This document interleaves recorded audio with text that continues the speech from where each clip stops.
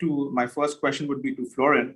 And the question is that, Florin, you are an expert of both the worlds, and the traditional banking world and the new blockchain world. So pretty interesting. I mean, the blockchain world is surrounding the fintech space and all the payment space and is disrupting that whole space. So you are an expert in both these areas. So how are your traditional banking clients viewing cybersecurity and the quantum threat? And how are new blockchain clients addressing the quantum threat with blockchain endpoints being vulnerable? Thank you, Falk.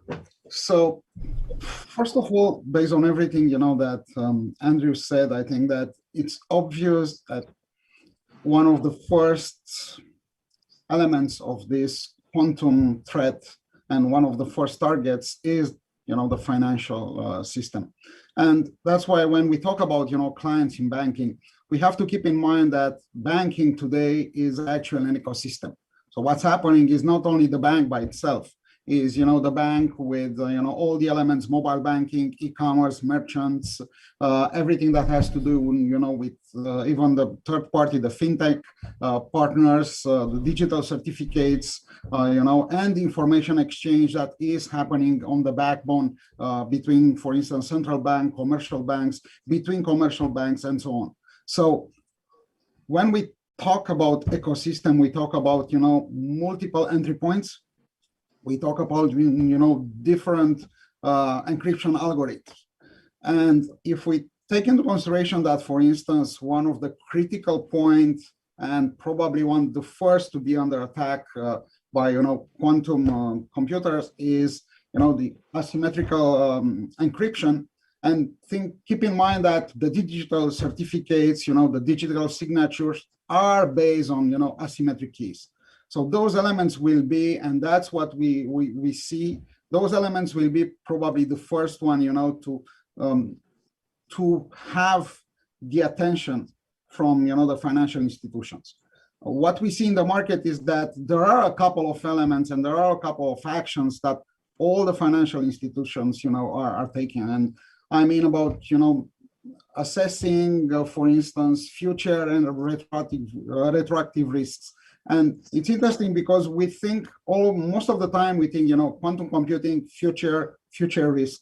The reality is that every and each document that is stored today, somewhere on a system for a financial institution is actually a potential document that is under attack. And most of the time we use those documents in order, of course, to do other transactions, other interactions. So the retroactive risk is really, really very, very interesting. The other element that we see is that, most of the financial institutions, they are taking an inventory of their, cryptographic algorithms. And this is not an easy, task because you need to look inside the organization. You need to look at, the third party. You need to look at all the interactions today that are secure.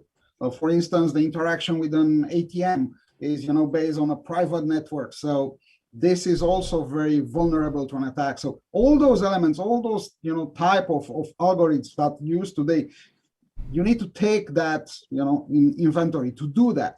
And after that, once those two first steps are done, you actually need to, to build the cryptographic agility.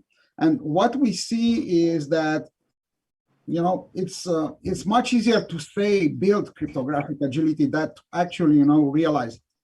And that's where you have, components where when we talk about, post-quantum computing algorithms that can help an organization to do that, to actually create that, cryptographic agility that is so important.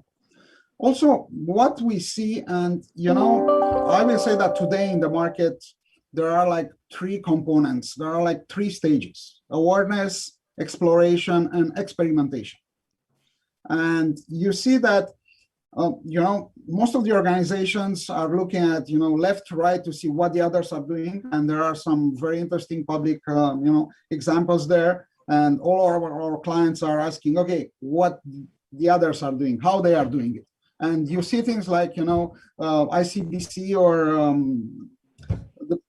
People's Bank of China, that they are already using, quantum key distribution, based on the satellite communication in order to exchange information. So when you look at, quantum key distribution and you look at post-quantum computing algorithms, you say, hey, probably not necessarily all the financial institutions will have, all the resources necessary in order to build a quantum key distribution network, for instance, for them and to secure it. So what are the other, alternatives there? That's really interesting, and that's where we see a lot of, organizations like UBS, JP Morgan, Barclays, that they are forging some sort of, quantum ecosystem relations in order to actually experiment with the quantum technologies. So that experimentation, I think that for some organization, it's real. What I will end with that for this part of the question. What I think that is important is that to understand that the time to act is now. The time to act is now, because what's happening is that you will pay the price in the future of not acting now. It's as simple as that, and that's where I think that we see those three elements, that you're assessing, the risk, taking the inventory, and, building the cryptographic agility. What we don't see, and they are not necessarily yet in place, are, all the migration plans.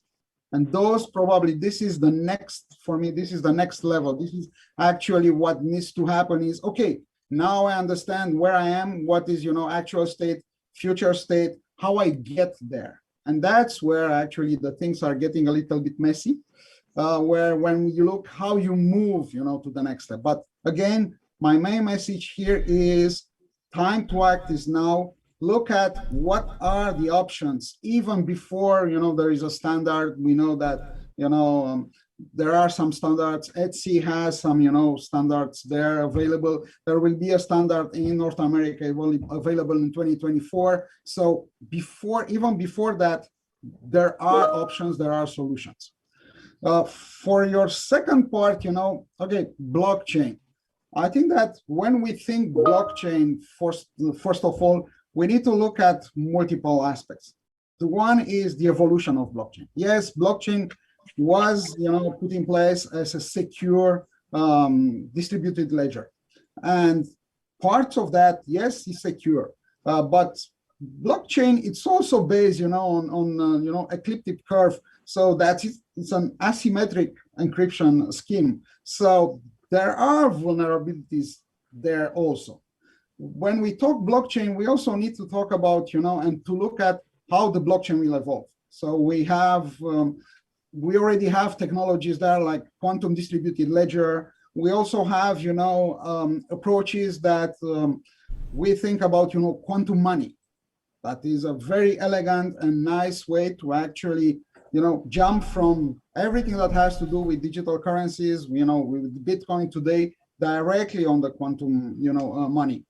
But I still think that blockchain is a very,